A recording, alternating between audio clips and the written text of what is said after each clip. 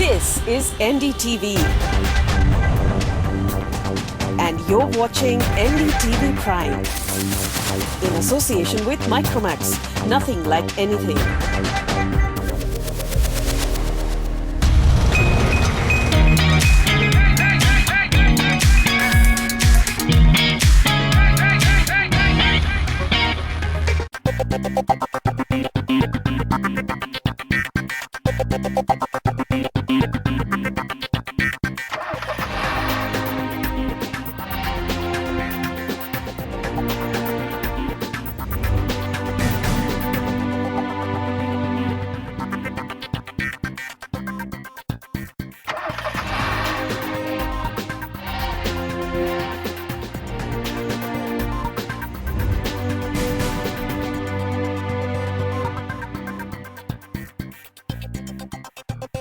Welcome to a very special episode of CNB here on the NDTV network. It's an initiative I had promised that we would continue to take up, and it's one that we're not letting go anytime soon. Safer Cars for India is part of a larger road safety initiative that the country needs to take up as well. And luckily, there is some movement. If you remember, a few months ago at the start of the year, in fact, we brought you exclusive access to 5 car crash tests that were conducted by Global NCAP, where you saw popular models being crash tested. At the time, of course, we got lots of reactions from you. There has been a second round of tests, and we're not just going to show you those results today. We're not just going to take you through some of that very startling footage, but we're also going to be discussing this with some special guests and try and understand what India needs, where things need to go. So over the next half hour, all of that is coming your way.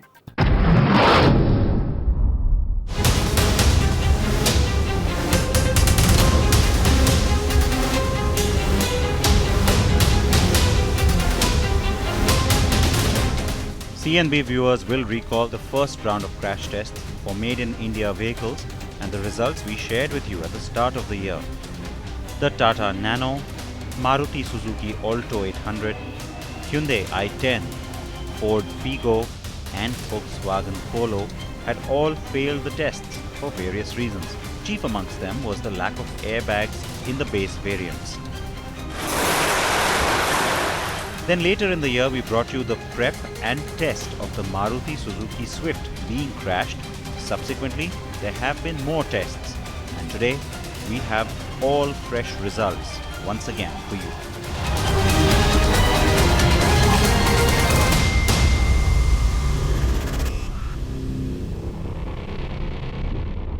We're not letting that story go, I can tell you. We believe that India deserves safer cars, and luckily, I am not the only one here. There are other people who agree with me on that. And in fact, I have with me here in our studio the chairman of Global NCAP, Max Mosely. It's good to have you here with us. Alongside him, we also have David Ward, the Secretary General of Global NCAP. Welcome, David.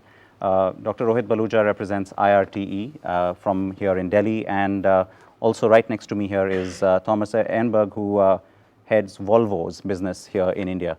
Gentlemen, thank you for joining us. We're also joined by the Secretary, Ministry of Road Transport and Highways, Mr. Vijay Chhibber, and also a special guest joining in from Mumbai, the man who heads the automotive and farm equipment sectors for Mahindra and Mahindra, Dr. Pawan Goenka. Many thanks all of you for joining us. We also have a very special studio audience here with us today, and I can tell you that we want to quickly lead off by talking about that second round of tests that I mentioned.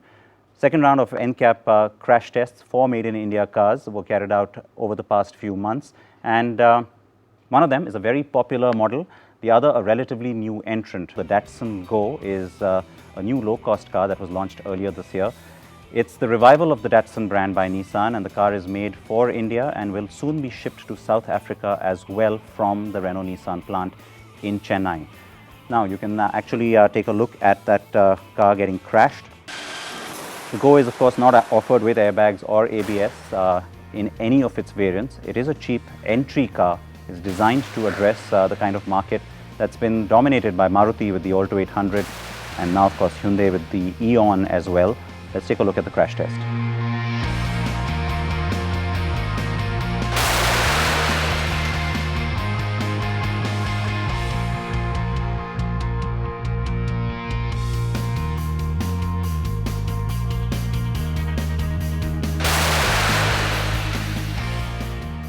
All right, wasn't obvious enough to you? Well, the car didn't do well naturally. You could see a lot of that. Poor protection for the driver and passenger. Number of fatal injuries sustained, and the body shell also rated as extremely unstable. You can see why, of course, the car then came back with absolutely a 0-star rating. And let's have a quick look at the analysis further from there. What is, of course, looked at is not just what happens to the car itself, but also its occupants, remember. And in the case of this accident, simulated at 64 kilometers per hour, you did have the crash test dummies sustaining extremely fatal injuries as well. And in fact, the driver's side crash test dummy in particular looking extremely difficult there. And you're not surprised then why it comes back with a 0-star rating. Now, let me go ahead and get a quick question into Vijay Chhibber. The government has been talking, Mr. Chhibber, about finally addressing this much required need in the country. What is the government's current position on a sort of a new revised sort of regime for modern vehicle safety?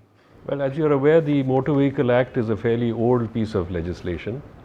It was felt that we need to improve upon this legislation quite significantly. And towards that end, we have made a draft of a new road transport safety bill. This bill has drawn from various sources in terms of ideas and in terms of what we need to achieve. And it's through a process of consultation that we have developed this draft bill.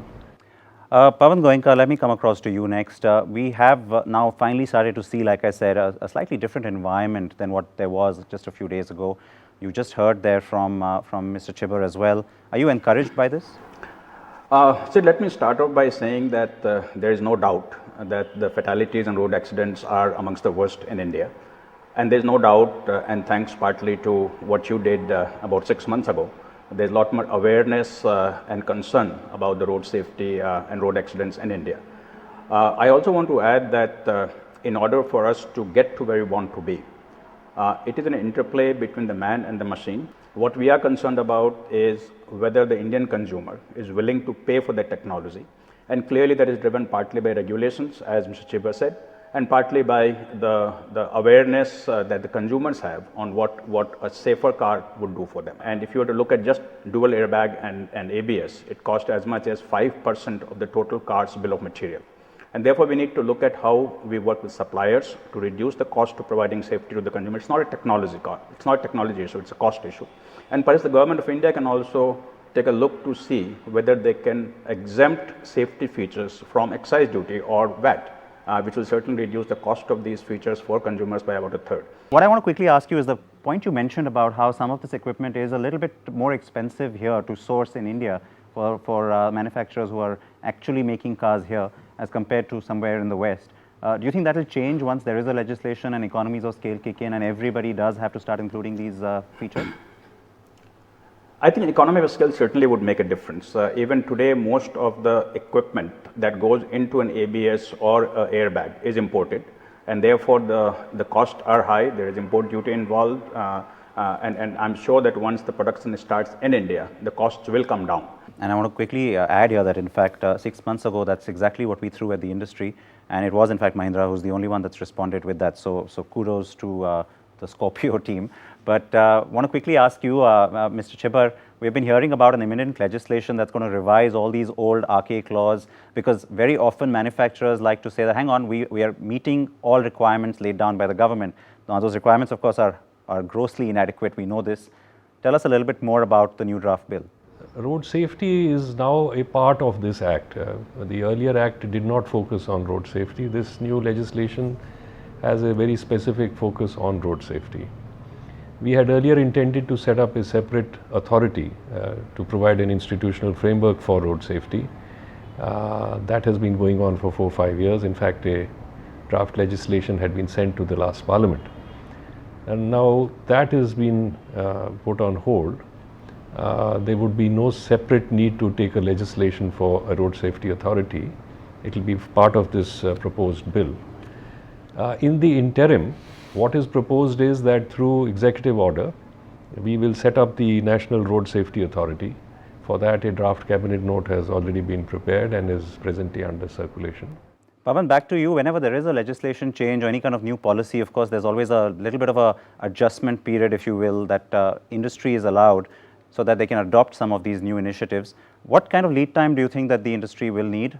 That's one. And then what kind of lead time do you think you will need in terms of the vehicle portfolio that you already work with? See, unfortunately, for safety regulations, the basic structure of the car has to be changed. Unlike emission, where you could only be changing engine or after treatment, or fuel efficiency, which is primarily coming from engine and other friction material. Therefore, in safety, I think to make basic changes will require almost a full product development cycle, which means 3 to 4 years of lead time to completely implement whatever the new regulations are.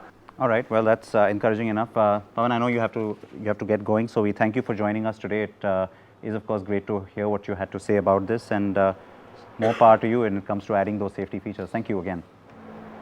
Delighted. We'll wait to see what others have to say. Thank you. Absolutely. That's always the case, isn't it? Volvo, Thomas, has always used safety as a marketing plank, in fact, in most markets. It's by default seen as the safest car on the road by many as well. That didn't just happen by chance. I mean, this was a conscious decision to always keep that at the front. Yeah, Volvo was established in 1927, and the two founders of the Volvo car company, they said that cars are driven by people, and so that everything we do in the company is and must remain safety. So we have been talking about safety and awareness of how to make our cars more safe on the roads. We have now a vision that by 2020, which is only about 5 years from now, that if you sit in a Volvo car, we actually promise you and we can guarantee you that you cannot die in a Volvo car.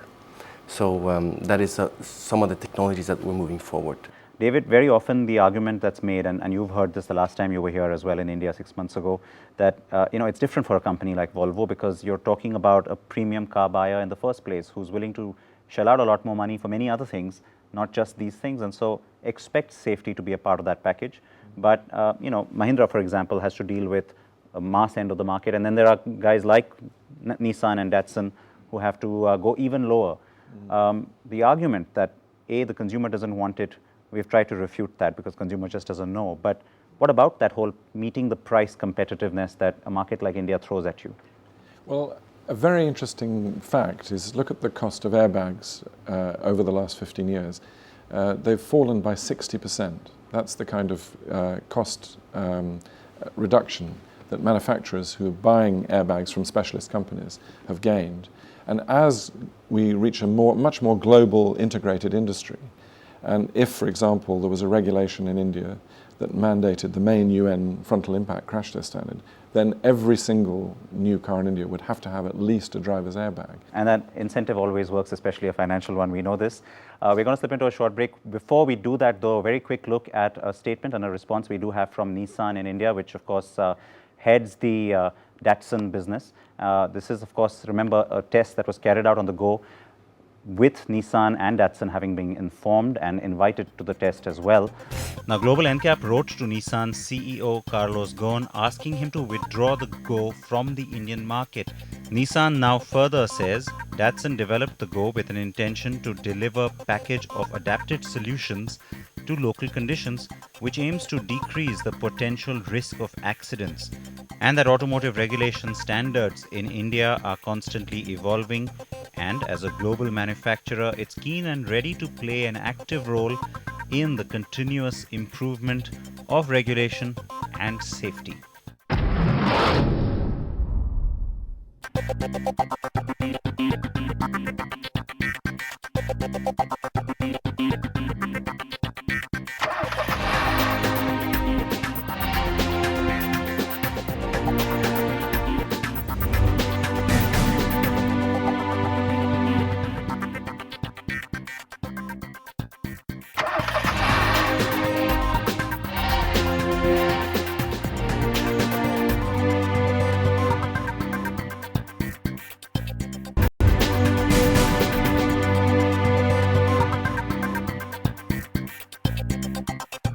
Welcome back. Now, as I promised, the other car crash test that was carried out. Now, this is a car that many of you will want to know about. In fact, when we did the first round of tests, I can tell you that we heard from so many of you asking for this model. It is a very popular model, sells in huge numbers. The Maruti Suzuki Swift. The car was tested in two variants, both made at the Manesar plant, that's Maruti's plant outside Delhi. One was a car with airbags, that's the standard model for the Latin American market where it's exported from here. And the other one, of course, that's the base model here in India, a car without airbags. Let's take a look at the Indian model.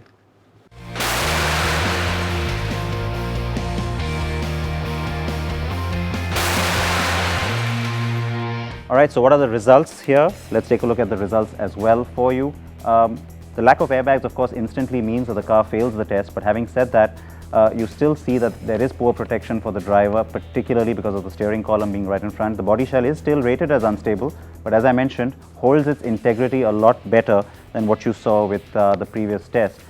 Take a look at what happens there because of a lack of airbags. The color coding on that chart tells you that anything that goes to red is extremely poor, which means fatal injuries. You've got to try and stay as green as you can. The crash test dummy on the passenger side doing a little bit better than the driver.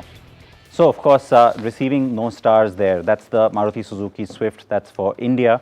And a very crucial point being made here, and I think that's something that we've been talking about extensively right when this whole thing started. That's the point you want to try and drive home as well, isn't it, Max? That a car like this, throw in airbags and it makes a huge difference straight away. Well, this is the thing, and that's why it's so important to persuade people to buy the cars with airbags, but even more important that the manufacturer, as Rohit said, should offer it as an option. Because once people know that on the one side the car is really dangerous, but with the airbag it's very safe, relatively speaking, then people will buy it with an airbag. But if they don't know and the airbag's not available, they can't do that. Give us the flip side of that, David. The car with airbags that was tested for the Latin American market, how did that do? Well, it scored 3 stars, which is a survivable crash. It's a much better result. And I think there are 2 things here that are really powerful. One, with the airbag, the car would pass the minimum UN regulation. Whereas the Datsun Go, even with an airbag, wouldn't. And that's because the body shell in the Datsun collapses so totally that it's pointless to fit an airbag. Tell me this, Dr. Baluja, the whole awareness point in India, which has always been lacking. I know institutes like yours have been trying to change that situation. Seeing these kind of images, being flashed on TV screens the last time seemed to get people to notice. So therefore, do you think there is more of this that needs to be done? We need to start seeing this so that people believe that there's a problem? No, I don't think so. That yes, that the consumer needs that sort of an awareness, which the consumer doesn't have at all. So yes, they need it, but it will not reach down to every consumer. What we need is regulation. I think Maruti Suzuki has always been conforming to all the regulations which are there in India. All our products meet that. Safety is of paramount importance to Maruti Suzuki. As our endeavor towards that, we are making sure that we are educating our customers and the public at large through IDTRs and Maruti driving schools. So that's something which we definitely do. The second thing which we are doing is making sure that ABS airbag technology is available on various variants of all our products, so that a customer today has a choice to do. And thirdly, we will be working towards making sure that all future regulations which are going to come in, Maruti is going to be able to meet that requirement. And we have set up a state-of-the-art proving ground in Rohtak and also a crash lab. So all development efforts will be there and to make sure that we do a timely development for the Indian customer.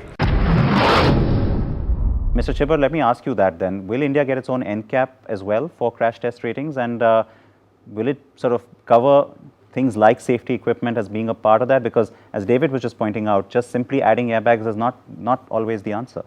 Unfortunately, currently we do not have a crash testing facility within the country.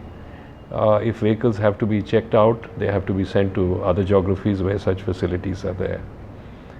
We hope to have our first crash testing facility ready in the next couple of months. This is going to be based out of Chennai. And it is only once this facility is ready that we would be then mandating the NCAP, India's NCAP, as an essential as an essential ingredient in terms of making sure that the vehicles that are on the road and available to the Indian consumer are meeting the minimum standards. That is actually very encouraging, because this is a complete shift from what we had been hearing or not hearing from government for quite some time. So do you believe we're finally getting somewhere now? I mean, I remember when we first met, that whole sort of frustration over not being able to get through to the lawmakers seems to be changing. This seems to be a very big change, absolutely. And of course, I mean, seen from an Indian point of view, you make a car here and the safe version is sent abroad. The version that's on sale here is very dangerous. And I think no government could allow that to continue for very long. So, I mean, very encouraging to see that this change of policy. If India can regulate to the minimum United Nations standards, it's very important, these are UN, they're not actually European, they're UN standards, and more countries around the world are applying them. And as that happens, we will get the cost benefits. And there is a UN Decade of Action for Road Safety, so it's a good opportunity for India to lead there. That will bring down the cost of these technologies, and then NCAP type work, the sort of things we're doing, will raise awareness. Because I think we're all very impressed and pleased that just since January, and the fantastic work that NDTV has been doing and your car and bike show in highlighting this, we can sense that there's growing awareness. That's something that hopefully will revolutionize the way things are being done today, and change not just attitudes, but also real things happening on the ground as well. We're completely out of time, gentlemen. All of you, thank you so much for being here, and we'd especially like to thank Global NCAP for bringing this initiative so strongly to India. Thomas, thank you for your time as well, and Dr. Baluja, you've also done a remarkable amount of work there, so thank you for that and for being here today. Mr. Chhibber as well, thank you. We do hope that this draft bill sees the light of day very, very soon, and many thanks also to Pawan Goenka and our studio audience. Please always remember that when it comes to safety, the change has to start with you. It has to start with your attitudes. Insist that your loved ones wear seat belts, wear helmets, don't use their cell phones when they're driving, and that'll probably make a difference, or start to make a difference with just that much in the very first place. Thank you for joining us.